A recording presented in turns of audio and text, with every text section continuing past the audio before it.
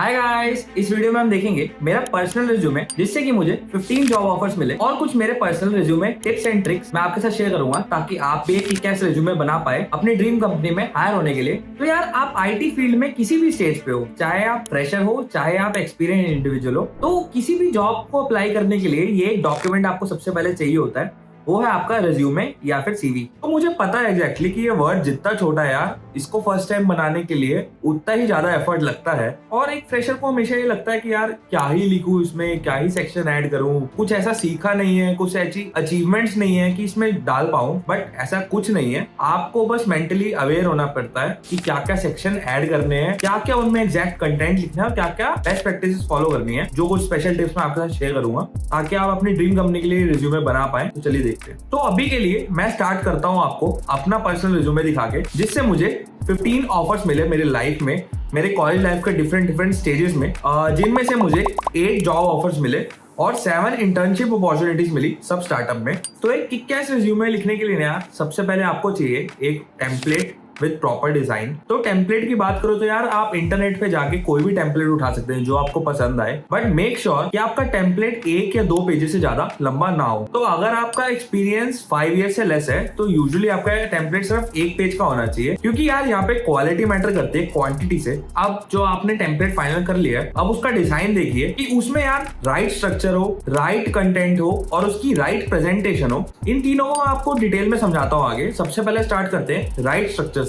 तो right structure का मतलब है यार कि जो जो उसमें सेक्शंस हैं वो एकदम परफेक्ट होना चाहिए। तो सबसे पहले सेक्शंस के नेम्स देख लेते हैं। यूजुअली 7 to 10 सेक्शंस होते हैं एक रिज्यूमे में। मैं उनको लिस्ट डाउन कर देता हूँ कि ये 7 मोस्ट इंपॉर्टेंट है और ये 3 आप बाद में ऐड कर सकते हैं अगर आपकी व्हाइट स्पेस बचती है। तो लिस्ट आप ये देख पा रहे हैं। तो सबसे पहला होता है यार आपका पर्सनल इंफॉर्मेशन। इसमें सबसे पहला आप देखेंगे तो सबसे बड़े फॉन्ट में जो है आपका नाम होना चाहिए। उसके बाद आप जो अपने आप को टैग देंगे ये ऑप्शनल है, आप रख सकते हैं। और उसके नीचे आप देखेंगे कि यहाँ पे 3 से 4 लाइन अपने ऊपर रखी हुई है मैंने। ये क्रिस्प कंटेंट है अपने आप को डिफाइन करने के लिए, और ये मतलब सबसे एंड में लिखिए, ये स्टार्टिंग में मत लिखिए, अदरवाइज कुछ अच्छा आउटपुट नहीं आएगा। और सबसे इंपॉर्टेंट इसमें जो और चीज होनी चाहिए वो है आपके सोशल लिंक्स। सोशल लिंक में सबसे पहले आप आपकी वेबसाइट आ गई, जो आपकी वेबसाइट है वो ऐड कर सकते हैं।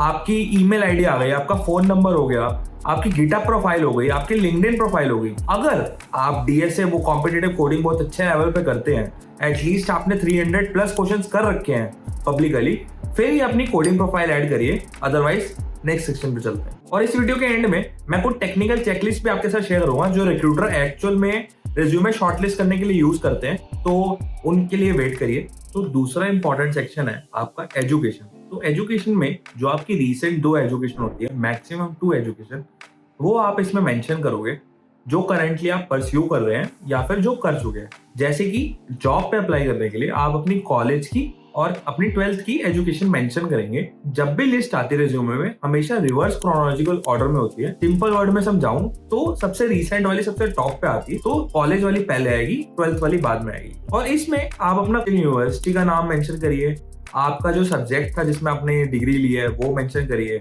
आपकी उसमें क्या परसेंटेज आई वो मेंशन करिए, और उसकी जो टाइम ड्यूरेशन थी, उसका स्टार्टिंग ईयर और एंडिंग ईयर। तो ये यार आपका सेकंड नंबर पे तभी आना चाहिए अगर आप फ्रेशर है। मान लीजिए आप एक्सपीरियंस है और फिर जॉब के लिए अप्लाई कर रहे हैं, तो ये आपका 3rd नंबर पे आ जाना चाहिए, और सेकंड नंबर पे आपका वर्क एक्सपीरियंस और इंटर्नशिप आना चाहिए। थर्ड है आपका वर्क एक्सपीरियंस और इंटर्नशिप। तो बॉस ये रियल डील है, इसमें एकदम अच्छा कंटेंट लिखेंगे तो ही आगे जाएंगे। तो सबसे पहले इसमें आप मैक्सिमम 3 या 4 अपने वर्क एक्सपीरियंस या इंटर्नशिप ऐड करिए। चाहे वो इंटर्नशिप हो, चाहे वो आपका रिसर्च वर्क हो, चाहे आपका वर्क एक्सपीरियंस हो, वो सब ऐड करिए रिवर्स क्रोनोलॉजिकल ऑर्डर में। तो उसमें भी आप उसमें चीजें ऐड करेंगे कि क्या कंपनी का नेम है, क्या आपने रोल के लिए अप्लाई करा है, क्या उसकी ड्यूरेशन थी, और उसके बाद जो मेन आता ना क्रिस्प कंटेंट। तो ये अलग ही अप्रोच से लिखते हैं यार। तो मैंने कम से कम 100 से ऊपर रिज्यूमे देखे हैं। तो मान लीजिए एक बंदा हायर हुआ है वेब डेवलपर इंटर्नशिप के लिए, तो वो सिंपली आके लिखता है कि उसने इंटर्नशिप में क्या किया 2 महीने में।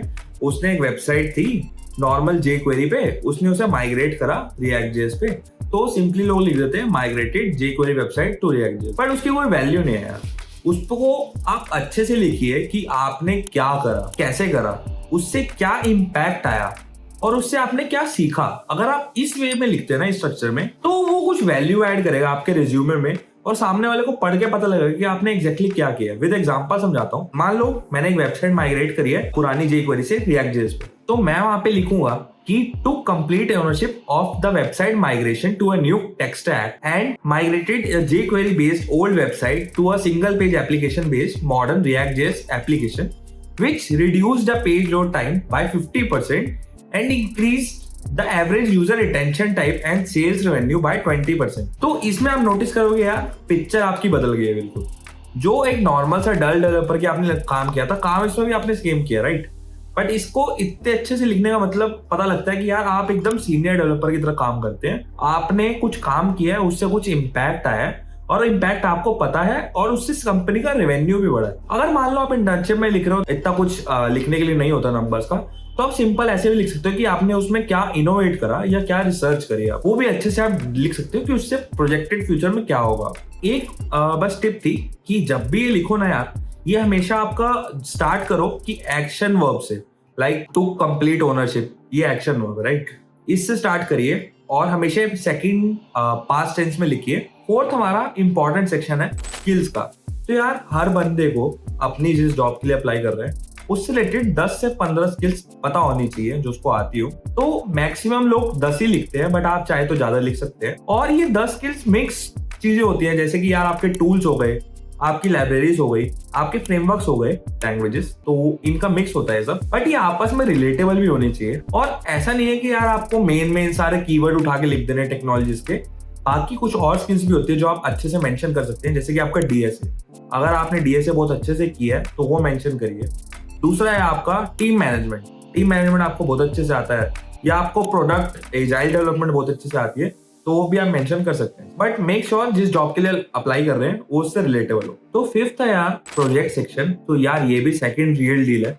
तो इसमें आपके जो वाव प्रोजेक्ट्स है ना, वो आप रिक्रूटर को दिखा सकते हो और इम्प्रेस कर सकते हो, और इसी की मदद से आपका इंटरव्यू भी अच्छे मूव में जा सकता है। तो ये प्रोजेक्ट कुछ भी हो सकते हैं कि मान लो आपका कोई क्रोम एक्सटेंशन बनाई है, आपने कोई वेबसाइट बनाई है, आपने कोई रिसर्च प्रोजेक्ट बनाया है, आपने कोई हैकेथॉन का प्रोजेक्ट बनाया है, तो वो आप यहाँ पे डिफाइन कर सकते हैं कि आपने किस कंपनी के लिए क्या प्रोजेक्ट बनाया है, कौन सी डेट को वो बनाया है।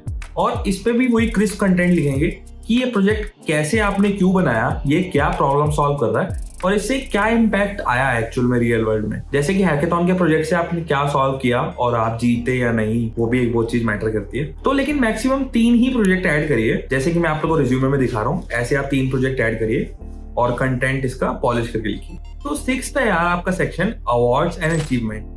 तो अवार्ड्स एंड अचीवमेंट में यार आपकी वो भी चीज आ सकती है कि आपने क्या क्या हैकेथॉन जीती है, आपने कोई अवार्ड जीता है, तो वो आप इसमें मेंशन कर सकते हैं। लाइक कोई आपने कंपटीशन जीता, कोडिंग कंपटीशन, या कोई टीम प्लेयर अवार्ड जीता है, तो वो भी आप यहाँ पे मेंशन कर सकते हैं। तो इसमें आप कुछ भी ऐड कर सकते हैं कि आप फास्ट लर्नर हैं, आप क्विक एग्जीक्यूशनर हैं, आप अपनी पर्सनैलिटी से रिलेटेड अवार्ड डाल सकते हैं, आपने कोई टीम एक्टिविटी करवाई है, टीम मैनेजमेंट का एक्सपीरियंस है, तो वो भी आप इसमें शो कर सकते हैं। 7 सेक्शन मैंने ऐड करा था कि क्या क्या मुझे लैंग्वेजेस आती हैं और मैं इनमें कितना प्रोफिशिएंट हूँ। तो ये आपकी मर्जी है, आप ऐड करना चाहे या नहीं करना चाहे। मैंने स्पेस फिल करने के लिए ऐड किया था।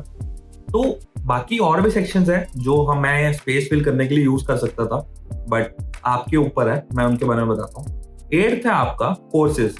तो इसमें यार आप कोई भी अच्छी जगह से कोर्स करके, जैसे यूडेमी हो गया है, कोई और वेबसाइट हो गई, तो उनसे कोर्स करके यहाँ पे 2 से 3 ही कोर्सेज मेंशन करिए जो मोस्ट रिलेवेंट हो इस जॉब के लिए, क्योंकि इनकी वैल्यू थोड़ी कम होती है। इनके सर्टिफिकेट भी पीछे अटैच कर दीजिएगा। 9th सेक्शन है आपका एक्स्ट्रा करिकुलर एक्टिविटीज। ये यार आपकी जो करिकुलर एक्टिविटीज के अलावा आती है कि आपने कोई कॉम्पिटिशन लेवल जीता था, आप कोई हॉकी प्लेयर है, आप कोई चेस प्लेयर है, आपने कुछ उसमें जीता है, तो वो भी आप इसमें मेंशन कर सकते हैं। इसके बाद आता है आपका हॉबीज और इंटरेस्ट। तो ये यार एक यूनिक चीज है आपको पर्सनैलिटी, आपके पॉइंट्स बढ़ाने के लिए।